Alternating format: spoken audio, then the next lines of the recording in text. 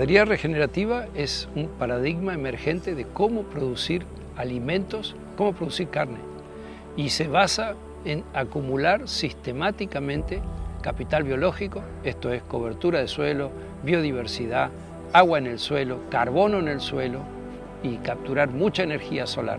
Eso es capital biológico, lo tratamos de mejorar todos los años un poco, y capital social, personas comprometidas que toman decisiones de manera holística y que aprenden y que se comprometen y sobre todo se sienten orgullosas de hacer una tarea muy noble que es la de mejorar el planeta y mejorar la tierra que estamos custodiando. ¿Cómo se logra eso? Bueno, se logra en base a imitar a la naturaleza, copiar el diseño, la ingeniería de la naturaleza, evitar los insumos. Es una ganadería de muy bajo nivel de insumos, por lo tanto tiene muy bajos costos. Así que producimos mucho más que una ganadería convencional con menos costo, con lo cual se trata de un negocio que agrega rentabilidad y resiliencia a la producción agropecuaria.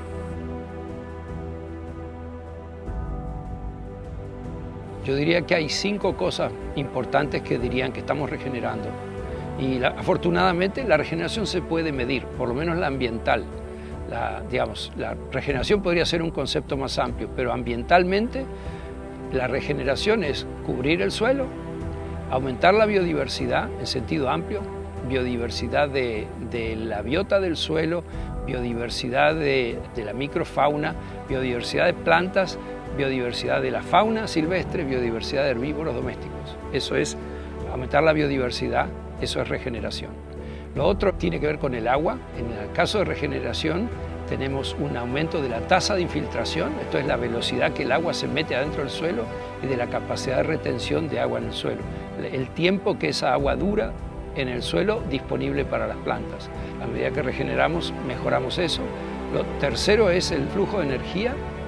Esto es capturar la mayor cantidad posible de energía solar y convertirla en materia orgánica. La captación implica mayor cantidad de hojas, mayor cantidad de grupos funcionales, tener árboles, tener en el paisaje, tener pastos que crecen alto y que tienen muchas hojas.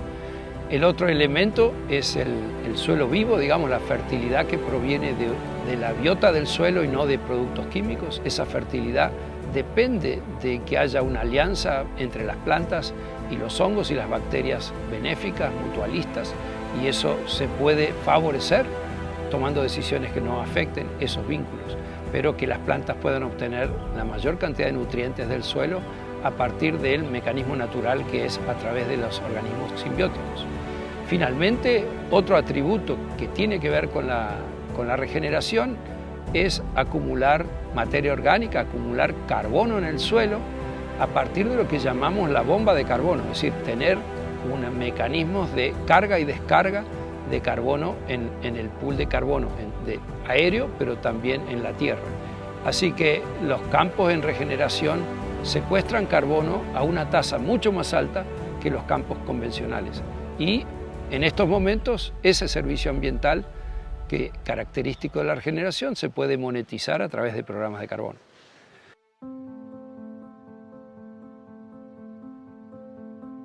Estas son las 4 claves que Alan Savory planteó y que tienen que ver, que han sido, en mi caso, me cambiaron la vida de cómo veía las cosas. La primera es la forma en que tomamos decisiones. Cuando estamos manejando situaciones complejas, no vamos a lograr nunca resolverlas con pensamiento lineal. Es decir, las situaciones complejas como las cuestiones sociales o las cuestiones que tienen que ver con la naturaleza requieren un pensamiento holístico, y esto implica entender cómo se vinculan las partes, cuáles son los patrones y qué efecto tiene una decisión y otra. Entonces, se trata también de atender las causas de los problemas y no los síntomas. Hay toda una parte de la regeneración que tiene que ver con la visión, con qué vemos y cómo tomamos decisiones. Esa es la primera. La segunda es entender cómo cicla el carbono, cómo es la distribución de humedad de los lugares, determinadas herramientas como por ejemplo el descanso permanente, el excluir los herbívoros, puede restaurar la biodiversidad en un ambiente que siempre tiene humedad, pero es totalmente lo opuesto como herramienta en los ambientes desérticos. Entonces tenemos que entender si es un área de distribución continua o estacional de humedad.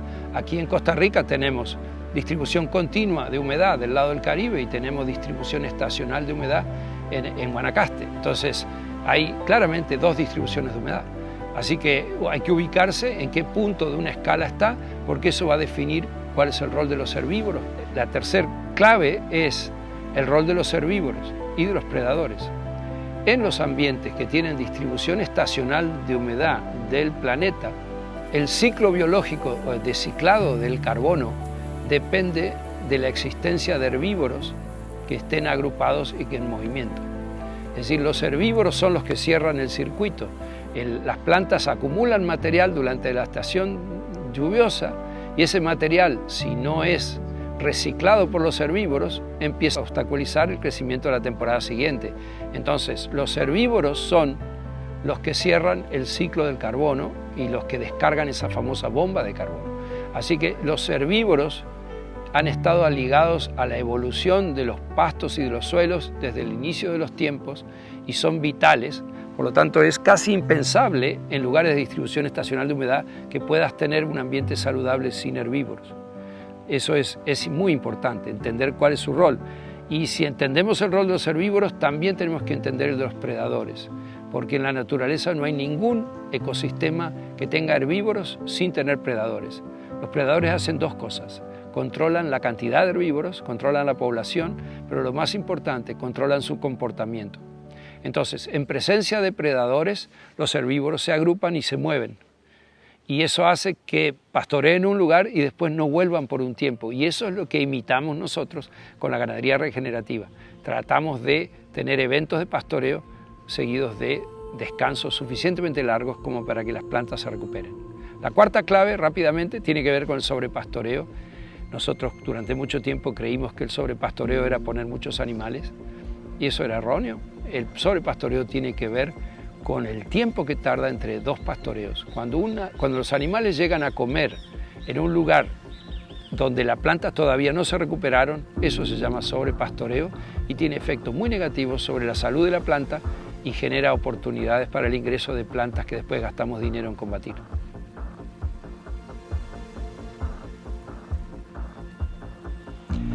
Bueno, la ganadería regenerativa se diferencia de todos los otros modelos anteriores. Primero porque es la única que mejora el ambiente, todos los otros modelos son a costa del ambiente.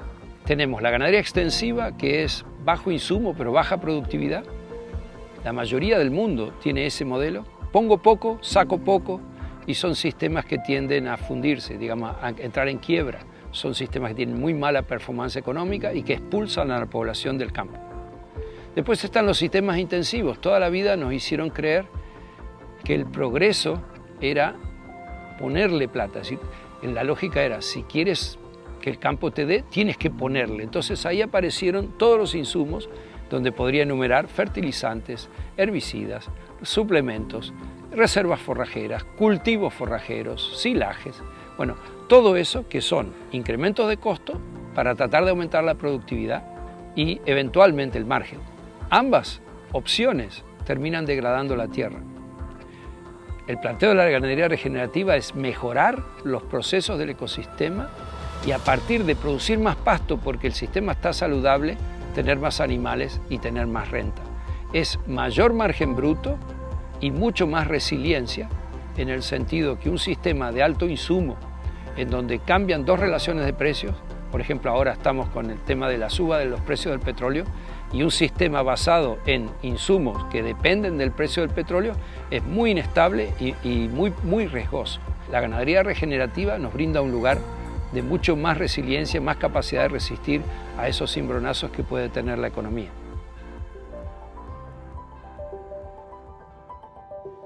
Sobrepastoreo es todas las veces que los animales llegan a comer una planta que todavía no se recuperó del pastoreo anterior.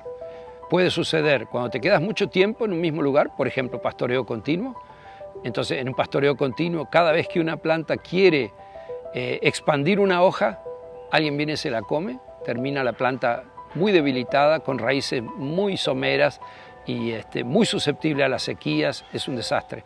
Y también puede suceder con una rotación acelerada. O sea, la creencia de que todo pastoreo rotativo no produce sobrepastoreo también es errónea, porque si yo roto pero la vuelta es muy corta y los animales vuelven antes que las plantas estén recuperadas, es sobrepastoreo un poco más organizado. La infiltración del agua es, digamos, un requisito vital. Hoy, con el calentamiento global, con el aumento de las temperaturas, los suelos secos alcanzan temperaturas altísimas y tenemos tendencia a que llueva menos. Estamos justo ahora anticipando un niño muy fuerte en esta zona. ¿Cómo me defiendo de eso? Bueno, una de las cosas que me defienden es tener un suelo que sea como una esponja, que se chupe toda el agua que le cae, que no deje salir ni una gota y que lo entregue lentamente a través de la transpiración de las plantas. Entonces, en los lugares donde el suelo ha perdido la estructura, no tiene buenos poros, no es una esponja, sino que es un cascote, en esos lugares que el suelo está compactado, el agua, en lugar de infiltrar, se evapora o escurre. Y a veces escurre generando inundaciones en otro lado, generando otros problemas. Así que es importantísimo tratar de lograr la máxima tasa de infiltración y retención de agua.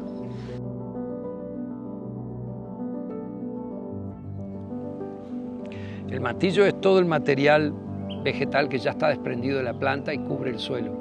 También tiene un rol protector. El mantillo hace como una capa aislante para que la temperatura del suelo no aumente, para retener la humedad. Hace de banco de germinación para las semillas de nuevas plantas y aparte da de comer al suelo. Ese mantillo se va descomponiendo y va generando materia orgánica que entra al suelo por arriba. El suelo nosotros muchas veces lo hemos considerado simplemente como un soporte físico para las plantas o como algo que se puede describir desde el punto de vista de la química o de la física. Pero la realidad es que el suelo es un ecosistema completo, vivo, ¿sí?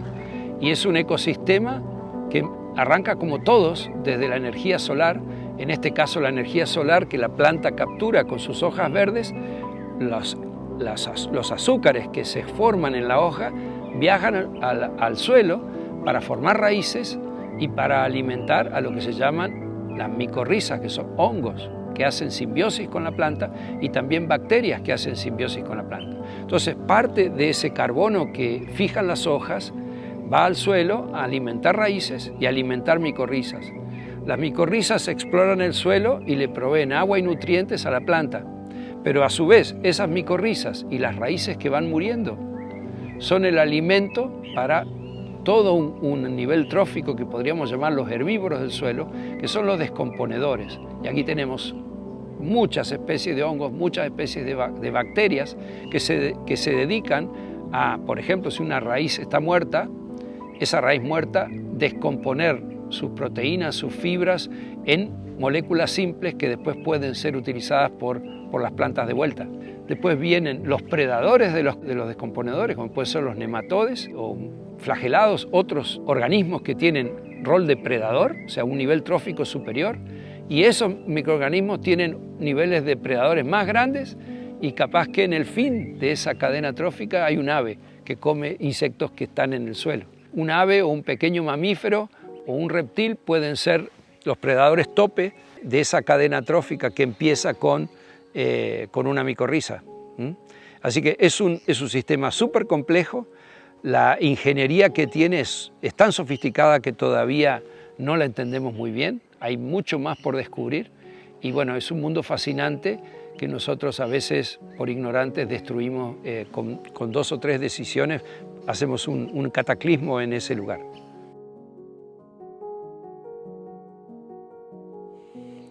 Bueno, sobre todo en los lugares tropicales donde casi todos los pastizales son antrópicos porque son reemplazos de bosque. Ha habido mucho tiempo en donde estuvo la moda de sembrar pasturas de una sola especie.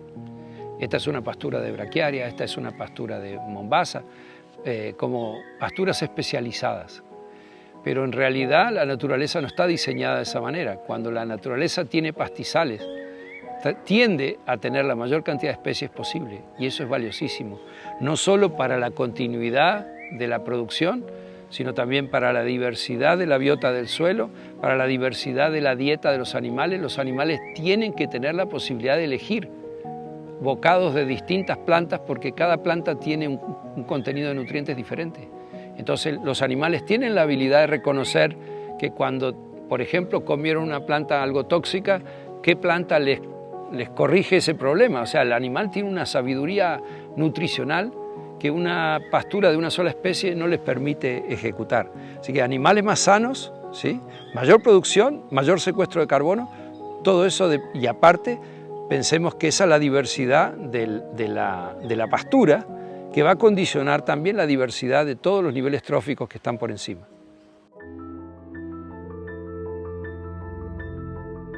El carbono en un suelo es el balance entre lo que entra al suelo, los ingresos de carbono y las pérdidas. Los ingresos de carbono entran por 4 vías, solo 4. Una es el mantillo, que es lo que acabamos de hablar, que es lo que pisan, voltean los animales, queda contra el suelo y el suelo se lo va, de alguna manera se lo va comiendo. La bosta y la orina, digamos que son no solo materia orgánica, sino también inóculos, están llenos de bacterias y hongos, por lo tanto están dándole vida al suelo, no solamente están dándole combustible, ¿no? Y después, adentro, ya en la profundidad del suelo, el carbono entra por raíces muertas y entra por exudados radiculares, o sea, por la alimentación, por la biomasa de los microbios que están alimentados desde los exudados radiculares. Cuando nosotros hacemos un buen manejo, estos 4 ítems de ingreso de carbono se maximizan. Cuando hacemos mal el manejo, entra muy poco carbono al suelo y las pérdidas fundamentales son por respiración. La descomposición de la materia orgánica en compuestos simples y que termina siendo dióxido de carbono que vuelve al aire. Entonces, para secuestrar carbono, el aporte de carbono tiene que ser mucho mayor que la respiración del suelo. Aquí en Costa Rica, con esta temperatura y humedad, la respiración es muy activa, sobre todo en los lugares que tienen humedad continua, como las zonas del Caribe. Entonces perdemos muchísima materia orgánica por descomposición. Se necesitan aportes muy grandes para poder tener un balance positivo. Los árboles cumplen varios roles que son irreemplazables. Uno de ellos es la regulación del microclima. Cuando hace mucho calor y hay rayos de sol, los animales y nosotros nos metemos abajo del árbol buscando la sombra, ¿sí? Las temperaturas se moderan. Segundo, bombean agua y nutrientes desde mucho más abajo que cualquier otra cosa y los están subiendo a la superficie. Intervienen en el ciclado de nutrientes desde ese lugar. La otra cosa es, bueno, proveen bienestar animal, o sea, proveen un refugio para los animales, los previenen el estrés calórico, aumentan la biodiversidad porque son el hábitat de muchos insectos, aves, reptiles, digamos, lugares donde genera biodiversidad de fauna y también cambian el tipo de suelo.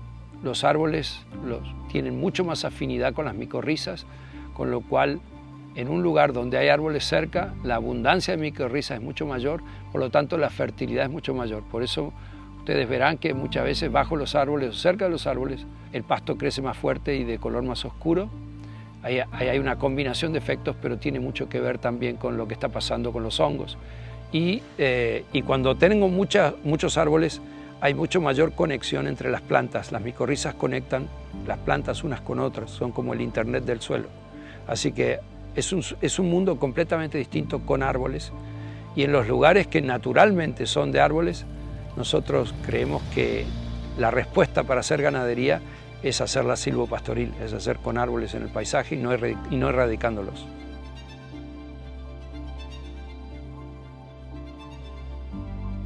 El tiempo de descanso es lo más importante que define el éxito de una ganadería regenerativa. Yo puedo hacer todos los circos, puedo seguir todas las instrucciones, pero si me equivoco en la velocidad de la vuelta, la regeneración podría no suceder o suceder muy lentamente. Necesitamos entrar con los animales de vuelta cuando las plantas realmente están listas. Y esto se tiene que basar en la comunidad completa y no en una especie. O sea, tenemos que ver con qué velocidad o qué distancia entre pastoreos, ese es el tiempo de descanso, yo logro mantener en el pastizal no solamente los pastos más aguantadores, sino también los más vulnerables, como pueden ser las leguminosas o pastos que no resisten tanto pastoreo.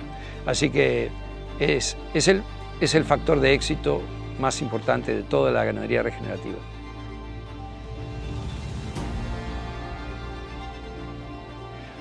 Los beneficios esperados de la ganadería regenerativa son varios. El primero y más directo, aumentar el margen bruto de la operación, o sea, ganar más dinero. Segundo, bajar los costos y, por lo tanto, aumentar la resiliencia frente a problemas de precios relativos. ¿Sí? Lo tercero es, bueno, hacer negocios mientras estamos recuperando la naturaleza, generando oportunidades de hábitat, de biodiversidad para la fauna, para los insectos, digamos, convivir, producir, mejorando el recurso. Y lo cuarto es que la ganadería regenerativa produce servicios ambientales que pueden ser monetizados, como por ejemplo aquí el proyecto Gambos, que permite que los productores sean premiados por ese trabajo que están haciendo. O sea, la humanidad les tiene que reconocer que si ellos hacen ese trabajo, están trabajando para todo el mundo, no están trabajando solo para ellos. Y sacar carbono del aire hoy y almacenarlo en el suelo es la solución más barata y más holística que podemos tener frente al cambio climático, que es un peligro inminente. Adicionalmente diría, si uno analiza la evolución del cambio climático, estamos a una década de tener una crisis muy importante. Y en esa crisis, así como vivimos una pandemia y vimos lo que era una crisis global y vimos que todas las reglas del pasado pueden cambiar, en un escenario de crisis ambiental, producir carne que tiene una huella de carbono de 30 kilos por kilo de carne va a ser casi imposible. Hoy, la carne de vacuno que se produce en todo el mundo anda entre 30 y 40 kilos de dióxido de carbono emitido por cada kilo de carne, cuando una hamburguesa de soja tiene 4 kilos de huella. 30 contra 4, ¿ustedes creen que nos van a dejar producir 30 kilos? Nos van a prohibir producir 30 kilos. Pero acá está la buena noticia y la oportunidad para el que la quiera ver. Haciendo ganadería regenerativa podemos tener carne con menos 4 kilos. Es decir, por cada kilo de carne secuestré 4 kilos de dióxido de carbono. Eso no lo podemos hacer con soja, no lo podemos hacer con pollo, no lo podemos hacer con nada. Tenemos la posibilidad de proveer una proteína de altísima calidad, que encima tiene una historia ambiental única, la de estar contribuyendo a solucionar el problema y no ser parte del problema.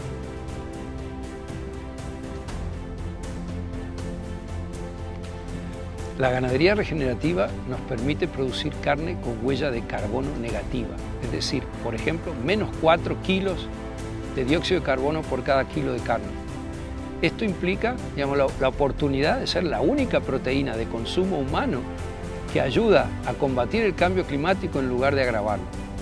Y esa oportunidad, digamos, si la vemos hoy, en el momento en que sea la crisis, estaremos en el lugar correcto.